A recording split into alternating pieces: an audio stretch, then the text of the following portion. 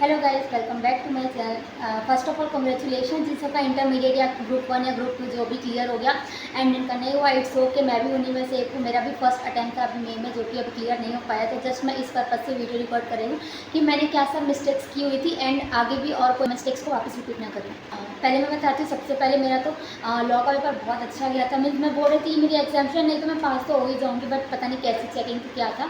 तो मेरे लॉ में हाईएस्ट पूरे 39 नंबर मेरे लॉ में आए। कुछ नंबर से मैं उसमें रुक गई एंड टैक्स और अकाउंट्स हुए तो मैंने क्वेश्चन प्रैक्टिस तो बिल्कुल नहीं कर पाई थी, बिकॉज मेरी क्लासेस अगस्त से स्टार्ट हो गई थी एंड मैंने क्या बोलते हैं मतलब मैं ग्रेजुएशन के बाद आई तो एंड कोविड के टाइम फर्स्ट सेकेंड ईयर तो मैंने कुछ किया भी नहीं था। तो मैंने क्या किया था स्टार्टिंग में, मैंने अपनी पुरानी वीडियोज़ में बताया हुआ है कि मैं फाउंडेशन की मतलब किस क्लास की रही थी, अकाउंट्स और अकाउंट्स एंड लेआउट की मैंने क्लासेस ली थी कि मतलब थोड़ा सा बेस बन जाए, जो हैबिट नहीं थी पढ़ने की छूट गई थी वो थोड़ी सी हैबिट वगैरह हो जाए, ठीक है।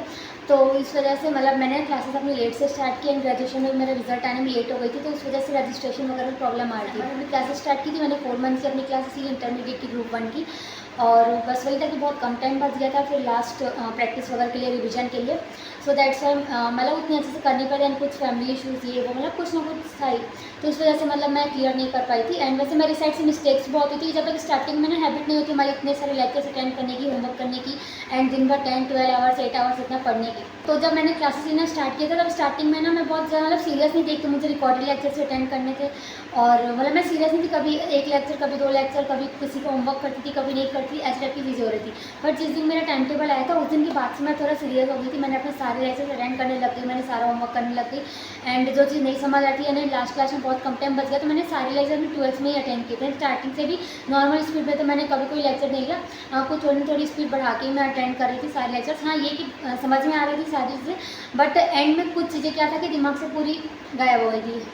तो ये ऐसा कुछ मतलब बहुत सारे नोट्स मैंने नहीं बना पाई थी, थ्योरी के नहीं बनाई थी। मतलब मैंने स्टार्ट किया तो मुझे लगा कि नहीं बुक से पढ़ना बहुत ज़रूरी है, सर जो नोट्स जो रहे हैं उनकी क्लास के नोट्स है उनसे बहुत उससे ही पढ़ना ठीक रहेगा, तो उस वजह से मैं अपने नोट्स भी नहीं बना पाई थी। और तो ऐसे छोटी मोटी ऐसे बहुत सारी मिस्टेक्स हैं।